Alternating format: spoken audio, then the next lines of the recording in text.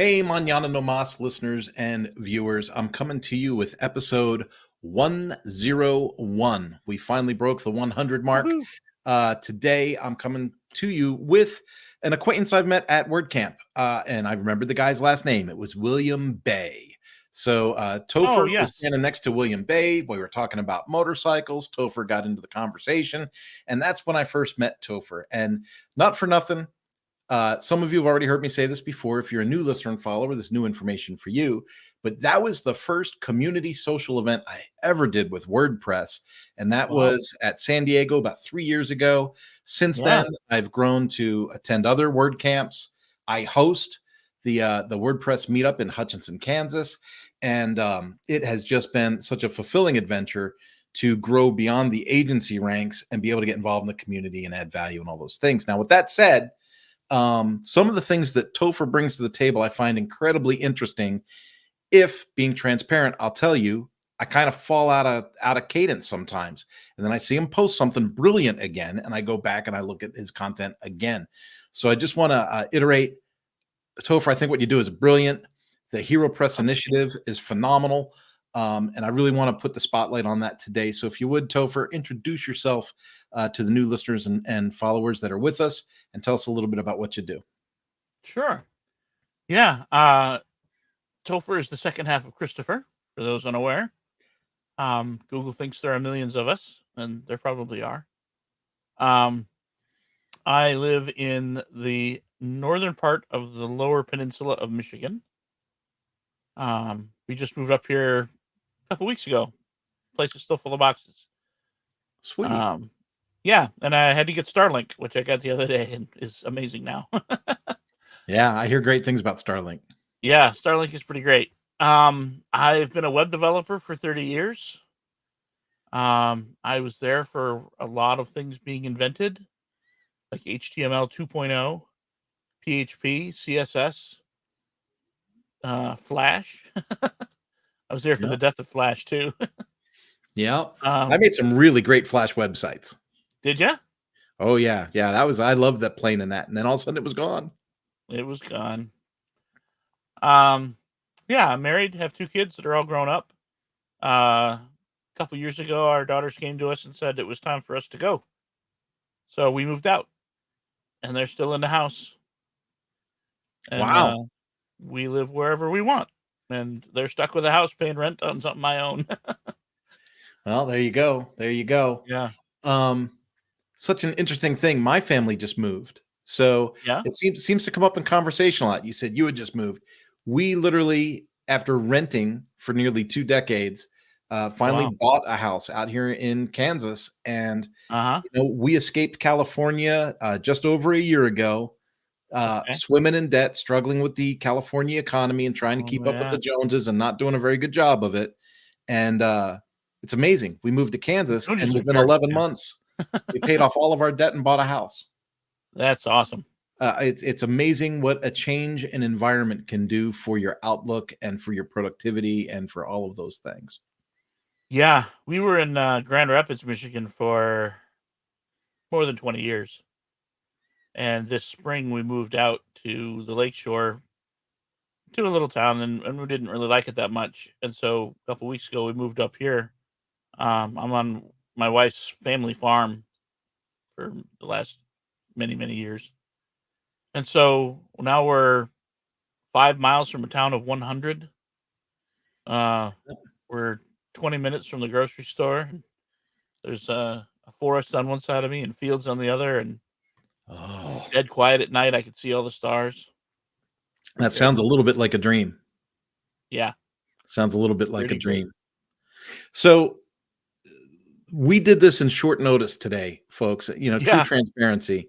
Topher reached out and said, "Hey, could you help me promote the 10th anniversary of Heropress?" And I thought, well, what better way to do that than get him on an interview and let's talk about Heropress and how it was founded, and what its mission is, and what it does, and why you love it so much. And so, Yeah. now that I've just peppered you with 6 questions about your own thing, tell us about it. What was the inspiration for Heropress? How did it start? And where does your passion come from to keep it going? Sure. First, let me ask you, what do you know?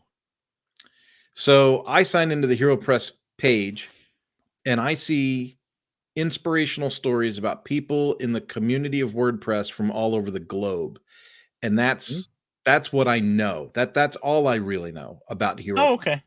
And what kind of takes me the reason I like it, the reason I think it's brilliant is too often we get stuck in these little microcosms of our own little existences.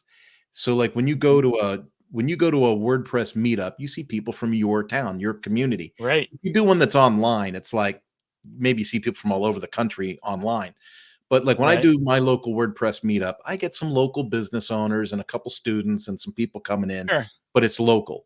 When I go to a word camp, like WordCamp Phoenix, that's a big one, right? That's a pretty popular word camp. When I go to Yep. WordCamp Phoenix, I see people from a region. Like and like that's where I met like the girl from the Ukraine came in and spoke there, right? And I thought Yeah. she Yeah. was super interesting, but I was like, still, it's more regional. And then when you go to Word Camp, like San Diego or Maryland, I didn't go to the one in Portland, but when you go to these Uh, bigger word camps, well, then you're seeing people from more of a national and semi-international scale. When I go yep. to Hero Press, I'm seeing stories from all over the globe, and I'm seeing like the benefits or the almost like the paying it forward goodwill nature that WordPress can offer. And that to me is Right. cool because you realize you're just a molecule in this giant thing. Pale Um, blue dot. yeah, yeah. It so to me that's the inspiration I get from it. But I'm sure that you're going to tell me something different. Not too different. I'll tell you how it started.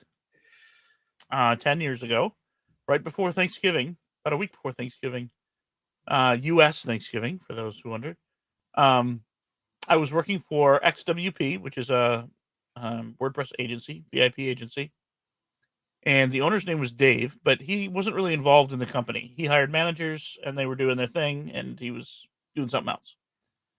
And one morning, I woke up, and he had sent me an email that says, "You're not working for XWP anymore. I want you to do something special for WordPress." And that was it. That's all he said. Okay. So I wrote back and I said, "What is it?"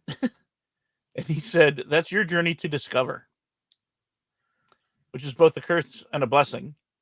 Yeah. I Yeah. had the freedom to fail. Yeah. A little bit of a So dream space there. yeah. So he hired an Indian web development team and put them at my disposal and said, "If you need to build anything, go here." And I don't know if you saw the blog post the other day I did. He sent me a photo of a little kid in India standing in an alley getting rinsed Yeah. off from a bath by his mom. Yep. Yep. And he said, "I don't care what you do or what you come up with, but whatever it is, I want you to help this kid." And it's a stock photo. We don't know who that kid is, but the idea was um, anybody in that position. So I had that in mind, and I got talking with the representative from the development company. And at first, he was very formal, and then we got to be friends, and you start talking. And one evening, he got kind of frustrated, and he let loose, and he said that the company was actually a group of freelancers that got together to see if they could do better together, and it wasn't working, and nobody knew what to do. And he asked me, "How can we get good big contracts from the West?" And I didn't know. I'm not a businessman. Yeah. I'm not Indian. I don't know the international stuff. And he said, "Okay," but I couldn't let it go. Neither could my wife. She's like, "We got to help this guy." And so I thought, well, who would know this answer? And I asked around, and somebody said, WordCamp Mumbai just happened, and all the organizers are successful WordPressers. Ask them. So I connected them, and they helped him, and it felt really, really good. Yeah. And I thought, wow, what if I could help other people around the world in similar situations, people who are not in Europe or the US or Australia, who are trying to break into our giant economy over here Yep. and get some dollars headed their way. Um, but I didn't want to be the one to tell them how to do that. I couldn't tell this other guy. Yeah. I don't know. What do I know? So then I thought, well, what if I found people who are already successful in various parts of the world and had them speak to their peers? Whatever they think is important. Like, I don't even know what's important. If I went to somebody and said, you're a business person who is successful, what do you say to this other person to mirror what you're doing? And Yeah. who knows what it is? So Dave was originally thinking that it would be a product, and this was going to be a show, a service. And but he said, okay, we'll go for it. It was going to be, I don't know if I said this, it was going to be video like Ted.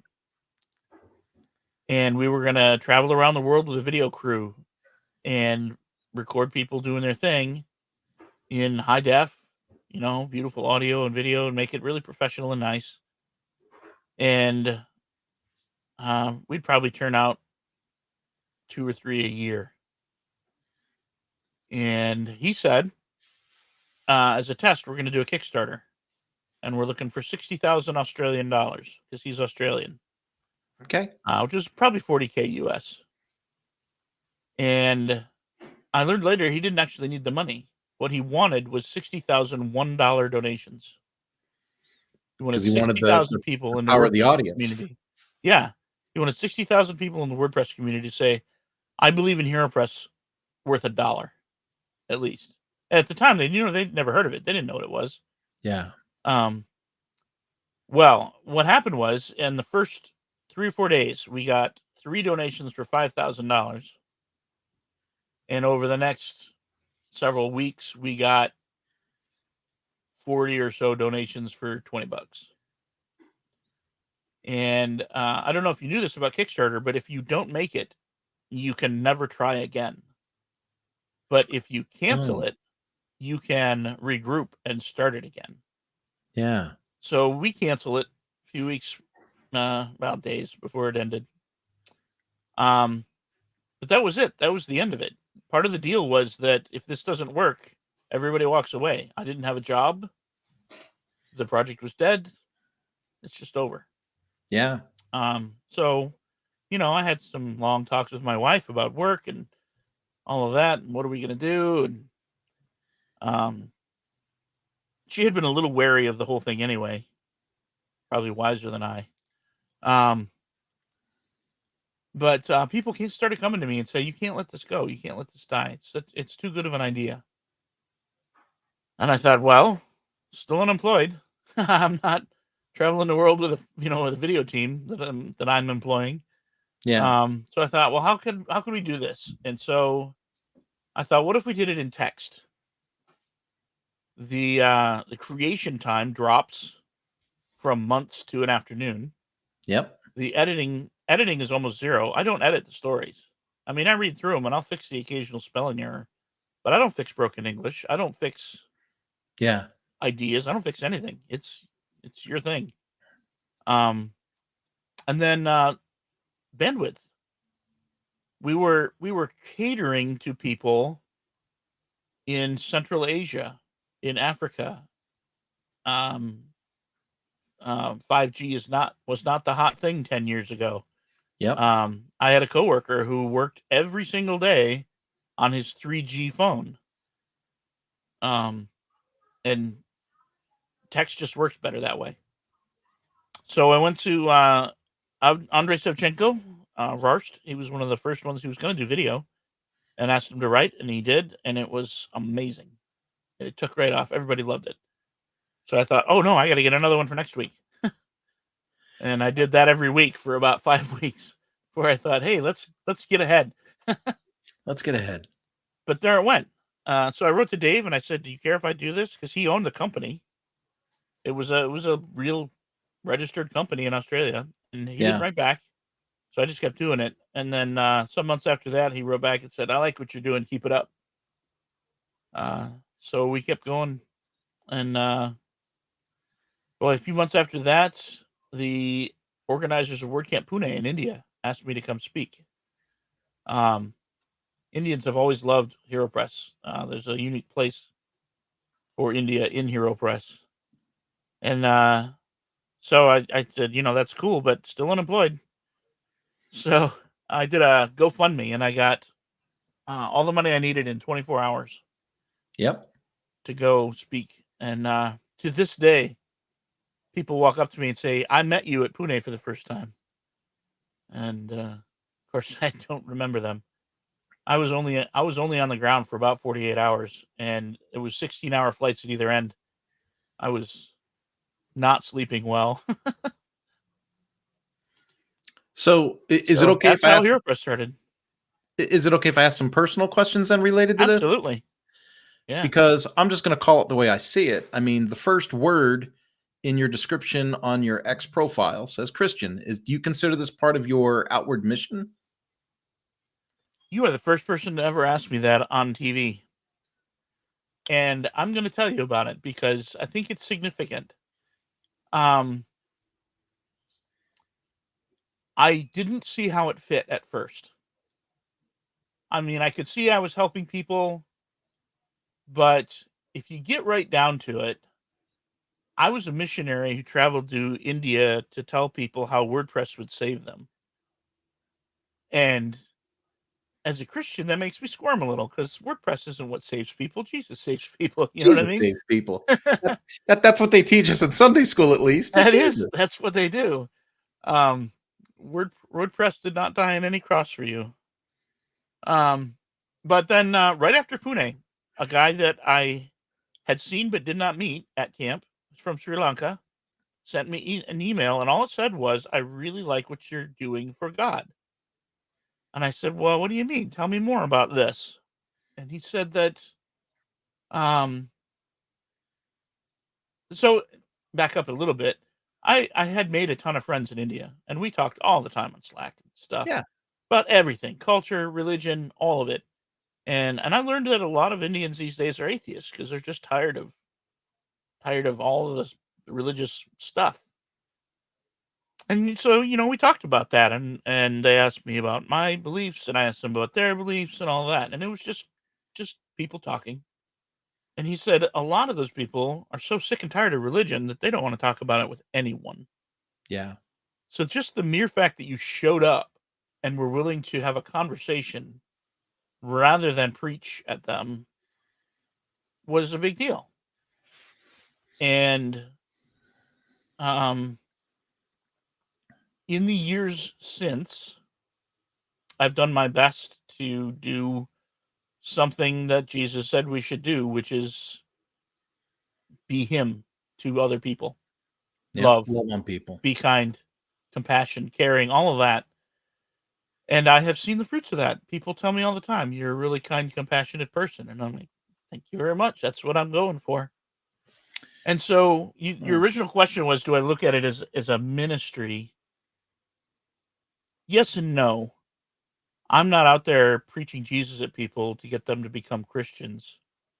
I'm out there in front of people being Jesus as much as I can. And this is the way he wants me to do it. And so here I am. That is, remarkable to hear just the transparency, the heart come through, because Jesus himself said his yoke was easy and his burden was light and all those things. And when we oppress people with our ideologies or our rules or our, works over faith kind of mentalities, it can drive people crazy. Like, people don't want to hear about religion or what you believe in necessarily. Right. But when you can step out and through example, interaction, relationship, openness, friendliness, I got this weird vibe, Topher. It's a really weird vibe, and maybe you identify with this.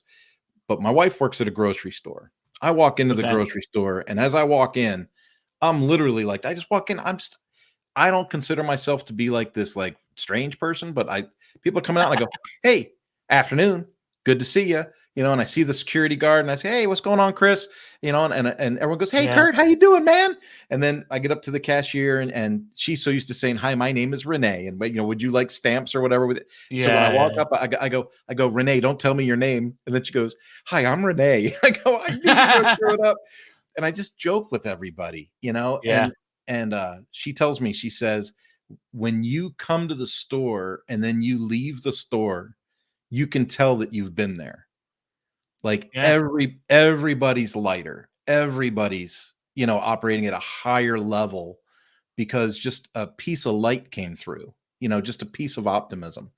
And I've been like that since I've been a teenager. I don't know where it came from. It certainly didn't come from my upbringing, but I've been like that since I've been a teenager, where I just thought, if you got to interact with people, if you got to be face to face with people, you might as well be positive about it. Sure. Yeah. Um, my daughter's Jeep. I bought her a Jeep. It's not her Jeep yet. I didn't give it to her yet, but I bought her a Jeep, got a great deal on it, but the check engine light was on. So I took it to the shop. They sold me a bunch of work, and I'm from the car industry, so I know what I paid for. And then I took Yeah. it home, and it wasn't right. So I took it back to the shop. And I knew they're going to sell me more work, and because it probably needed more work. But I Yeah. looked at the guy when I took it back. The owner of the shop came out, and he was looking at me kind of funny. And I said, "Brian, don't worry. I'm not angry. Like everybody can relax. Nobody's going to yell or Yeah. scream or throw anything. It's just a broken truck. We'll figure it out." And he was Yeah. like, "Man, you are so nice to deal with." But Yeah. that's I wouldn't necessarily, like you said, I wouldn't call that a mission field. It's a behavior and maybe an internal culture that we project because our faith leads our interactions. Yeah. Absolutely. So I appreciate that. I really do. Um, and not for nothing, some people might listen to this and go, "Oh, great, two Bible banging dudes." That's not what it's about. It really, really isn't. I would encourage people. I do this all the time. I'm not going to force anything down your throat, but if you got questions or I'll just say it right live on the broadcast. If you have a question, if you have something you want to share with me, send it in an email or direct message, and I'll hit you with the most direct response I can, because I just believe in being Yeah. transparent about this stuff. Let's go back to the Heropress stuff. I Yeah. jump in there and I see stuff from all over the globe. Where Click on the map. where do those contacts come to? Like, how did you, some dude in Michigan, right? So you're some dude Yep. in Michigan. How did you become some dude in Michigan that's connected to outside of this project? But like, Everybody. how? What's the Yeah. mechanism that everybody connects through? Did you pull up the map?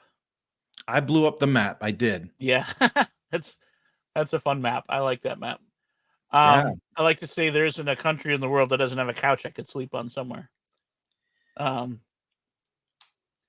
So so you understand how impressive that is, right? I do. I am in awe. There are people, and let's just be real. There's people in your town, that little small town of yours, that have been in business for 5 years or more, and somebody's gonna walk into their shop tomorrow and go, "Oh my goodness, I didn't even know this was here." Right? Yeah. And that happens in every small town. So here you are in Michigan, and you're known all over the world for this project. Like, how does that sphere of influence, how does it, there's going to be a million people that either want to grow a membership program or a course online or something, and they're going to go, "Well, how do you spread the word? How do you get people to pay attention?" Yeah.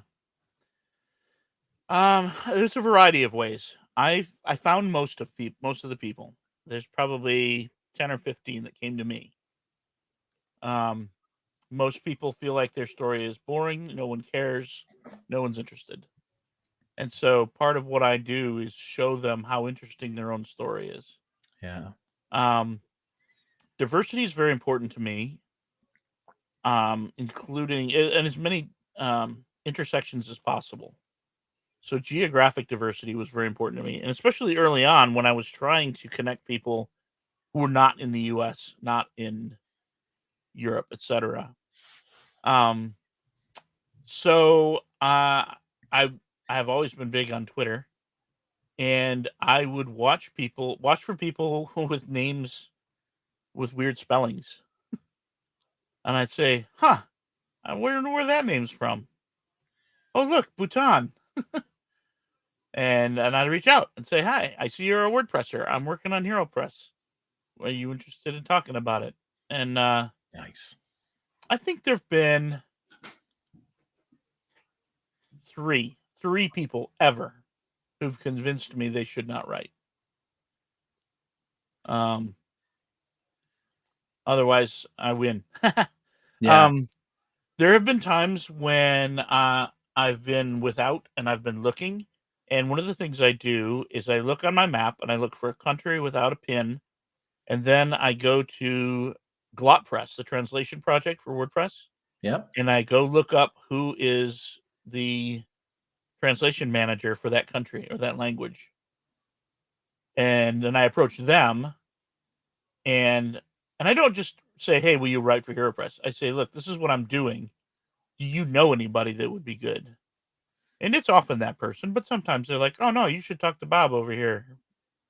Yeah. Um, he's got a great story." Uh, so that's been really, really helpful. Um, it's been harder in the last couple of years, maybe because I already have so many people. A lot of the great stories are already written. Um, I used to be very, very careful about every week, every single week there was an essay, and now I wait for one to come to me.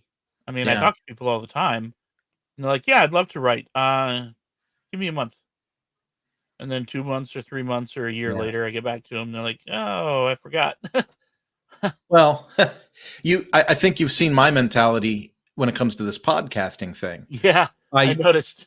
I used to try to schedule it and say I was going to have a podcast every other Tuesday and publish Yeah. it at 3 o'clock. And what I found was I was manufacturing guests to fill a spot Oh, rather yeah. than not having a spot to fill, but waiting for the really great guests to come and have a great conversation with, That's a great way you to look know? at it. And so that's when you'll notice if you look at the publishing schedule of Mañana No Mas podcast, you're going to see there's been some really great gaps of nothing happening. And Yeah, that's because I just was waiting for someone to percolate up. And then when someone says, "Hey, I'd like to be on your podcast," or "I got a good subject," or "I got whatever," I go, "Hey, let's do it." Let's not schedule it for 3 Thursdays from now. Let's let's schedule it, get it published, put it out there, but put the spotlight on sure. something. Yep.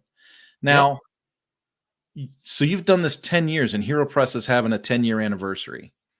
Is Yeah. there is there anything is there any happening or any event that makes the 10 years special? Or is it just a thing in your heart that says, I can't believe I've done this for a decade? Isn't that cool? Mostly that. Mostly that I've done it for 10 years and it's cool. Um, we're doing a fundraiser now, for a couple of reasons. One is I still have that dream of 60,000 people Yeah. saying, "Hey, let's do it."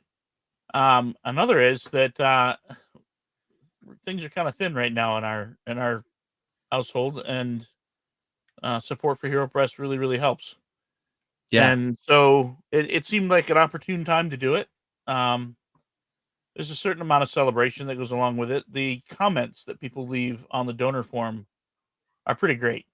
Uh, very, very uplifting, and I'm really enjoying them. It's So there's good. that. It's good. I'm going to ask you another odd question. It might not have been put to you this way in the past. Okay.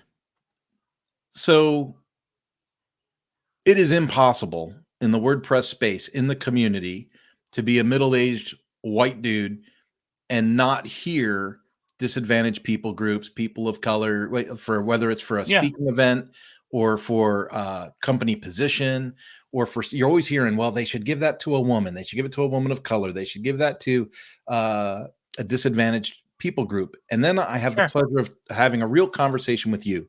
You're interacting with people from all over the planet.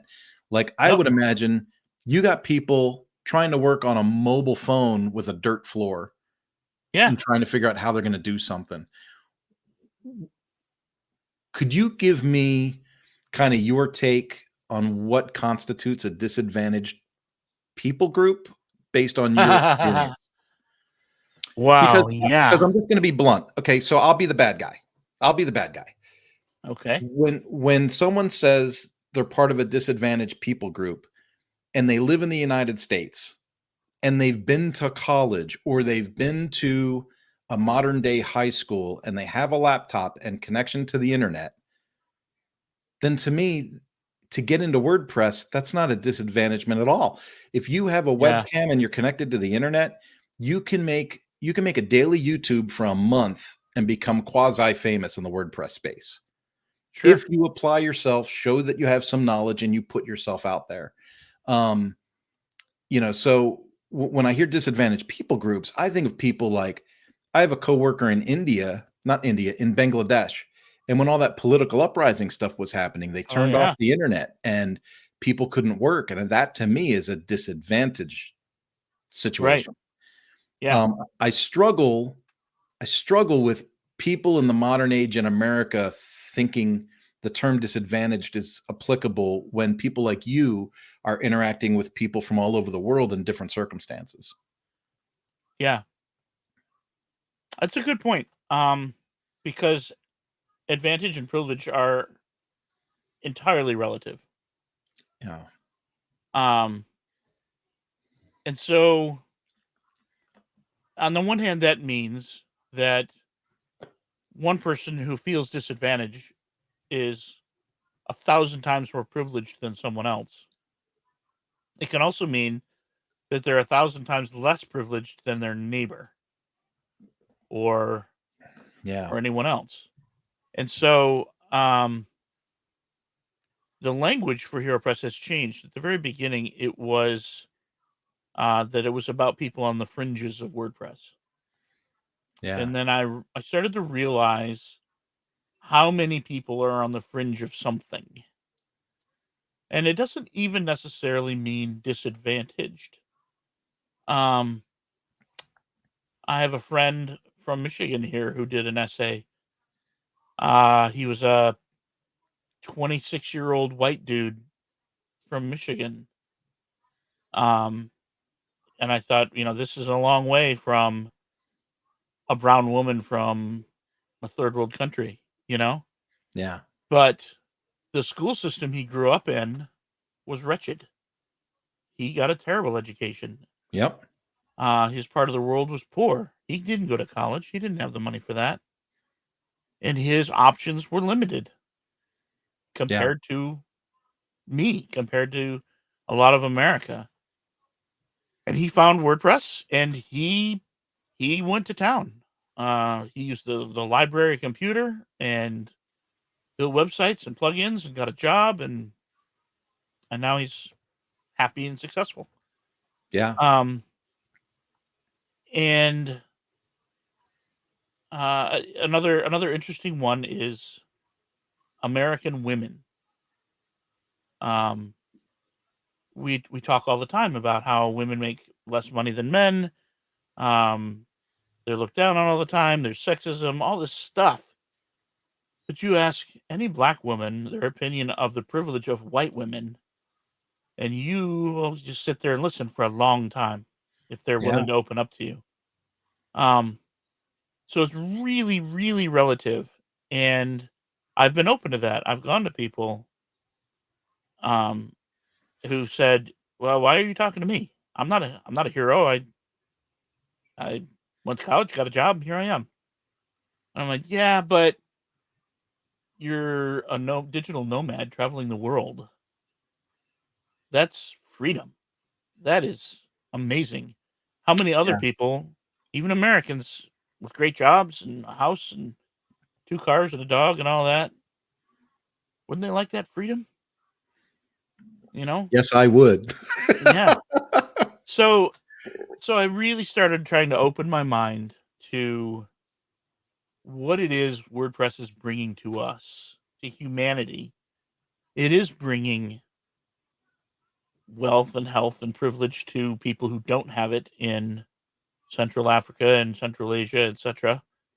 Um, but it's also bringing freedom, um, freedom, freedom from just about anything.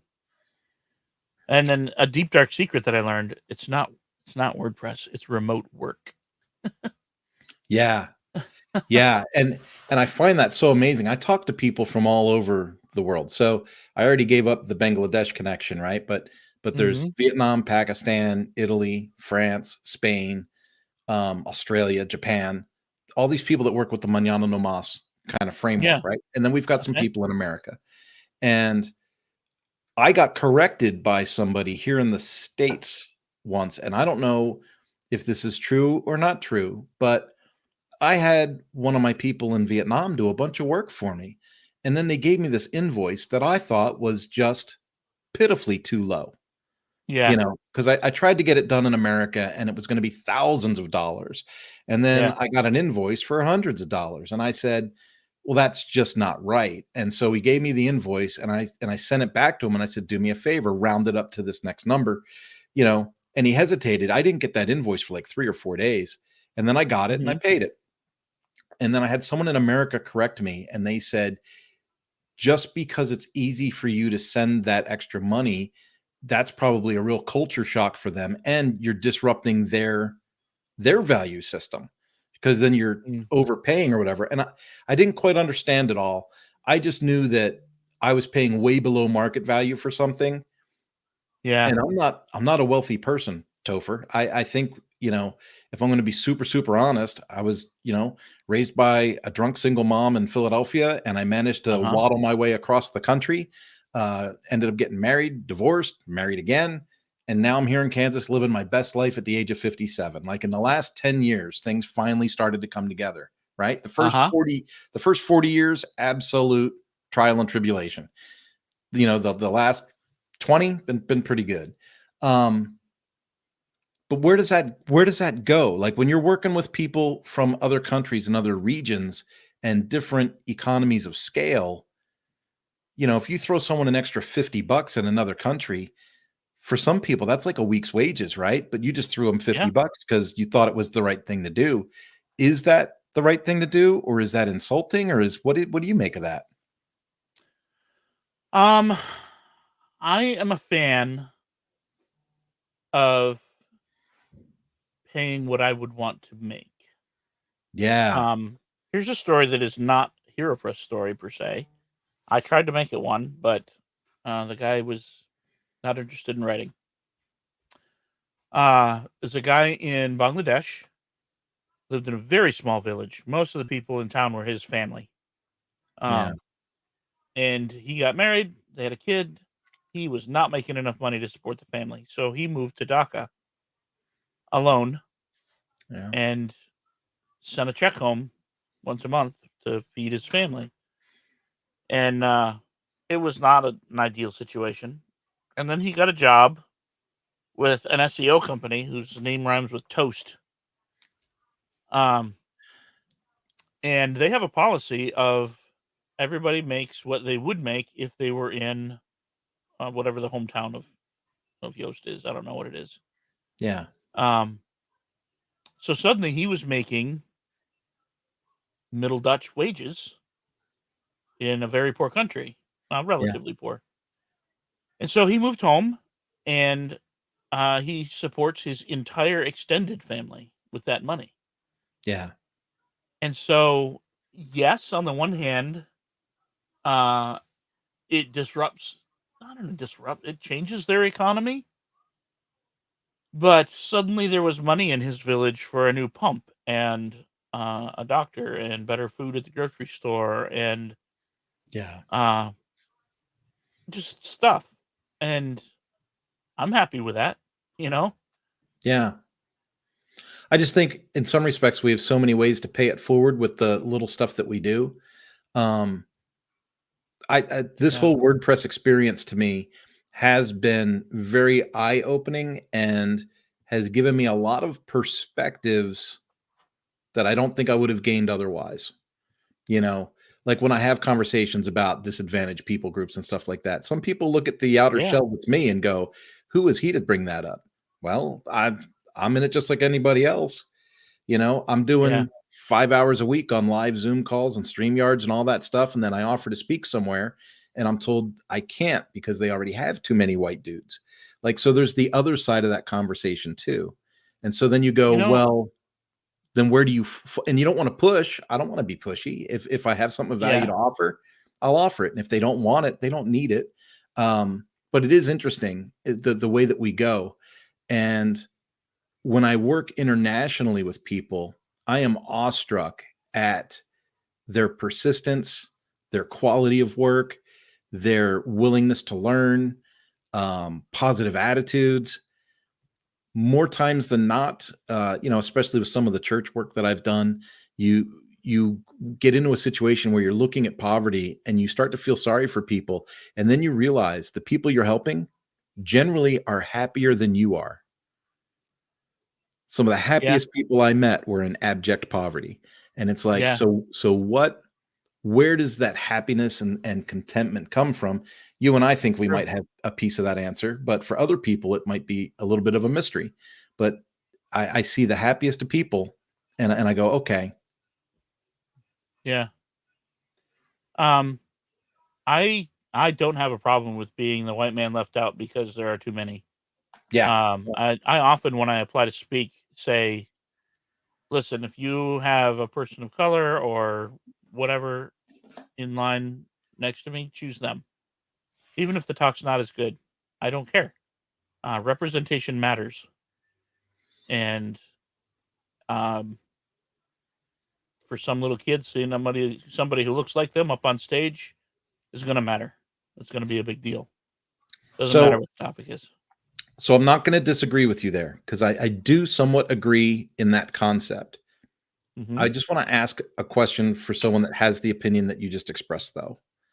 How do we get those people to participate more in the grand scheme, in the open community, Yeah. the YouTube lives, the contributing on X.com to the conversation, to joining the agency call on what is that, post status? Yep. Because I'm just I can tell you. because how do we get them to come out and talk to us? Yeah. A lot of times the reluctance is that they don't know that it's a safe space. Yeah. They don't know that they're not going to have some jerk in the crowd saying whatever or whatever. And Well, there's always a so, jerk in the crowd. You just have to harden up. yeah. Well, yes and no. Like, what's the crowd for this right now? It's just you and me. Yeah, that's And true. so a, a lot of it has to do with you personally in doing the investment to create safe spaces where people can see that happening and so that they are willing to open up to you, to come to your thing. Yeah. Um, I have I have a talk that I've never given because nobody's ever taken me up on it, but it's about diversity.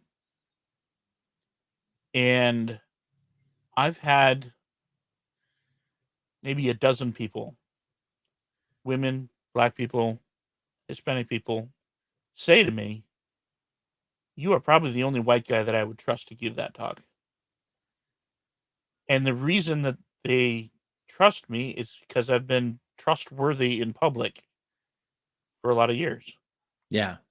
And so, I mean, it is an investment. It's something you have to build up. It's not going to happen overnight. You can't just walk up to somebody and say, "Hey, I'm one of the good guys. Why don't you come on my show?" They're like, take off, white man."